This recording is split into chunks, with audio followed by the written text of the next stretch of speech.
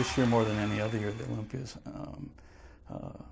has a lot of depth within it. I think more people came in shape this year than I've ever seen, and more people, I think, came in over 240 pounds in top condition than I think have ever been on stage before. So I think bodybuilding is going the right way. I think it's bodybuilding, it's about muscle and size and at the same time symmetry and hardness. But you know, when you talk about bodybuilding, you know, muscularity to me comes to the forefront. All right, guys, Mikey here from Mikey's Iron Rage. And guys, I got one hell of a video for you today. And we're going to do it on one of my favorite bodybuilders, Mike Francois, at the 1995 Mr. Olympia, where I got to say he looked pretty good.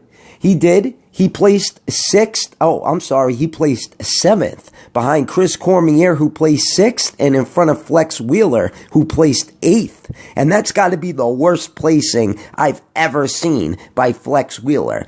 I mean, him placing 8th, I've never heard of Flex Wheeler placing out of the top 6, never mind placing 8th. But remember, 1994, a year before this, he had a really bad car accident. So I got to cut him some slack for not looking as sharp as he usually does, because he really did get into a bad car accident, and doctors said that he would never compete ever again. Well, he proved them wrong, that's for sure.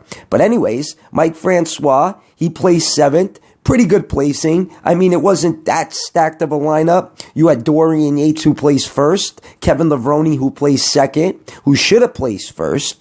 Not Dorian Yates, I'm sorry. Kevin Levrone had that shit in the bag. 3rd, Nasser El Somebody, who looked really good. 4th was Sean Ray. He looked pretty good as well. Vince Taylor took 5th. Chris Cormier 6th, Mike Francois 7th, and Flex Wheeler 8th. And then 9th you had Aaron Baker, 10th Charles Claremont. So 1 through 10 wasn't that stacked, especially if you take Dorian Yates out of the equation.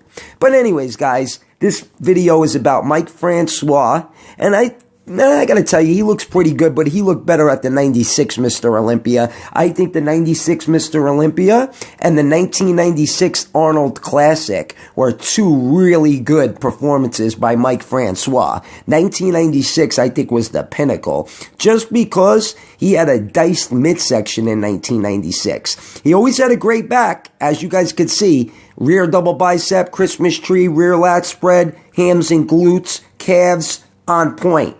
Always had one of the best backs in bodybuilding, but his midsection, he's holding a little too much water in his midsection, and that's causing him not to have, you know, diced abs. His abs don't look too diced. He's just holding way too much water in the midsection, and I said it on the video that I did the other day on him at the 97 Mr. Olympia, and that was his problem, because he really looked good at the 97 Mr. Olympia, but his midsection was protruding, and he had no visible cuts to the abs. I mean, not for nothing, you're supposed to have cuts to the midsection, and that's insulin, man. That's insulin abuse, because there's no other way that you could get your whole body super ripped, but then when it comes to the midsection, you're all watery and blown out. I just don't get it. So it's definitely the drugs. And back in 95, insulin wasn't all the rage. But I digress. So guys, if you liked the video, which I hope you did, give it a thumbs up. Mikey's Iron Rage.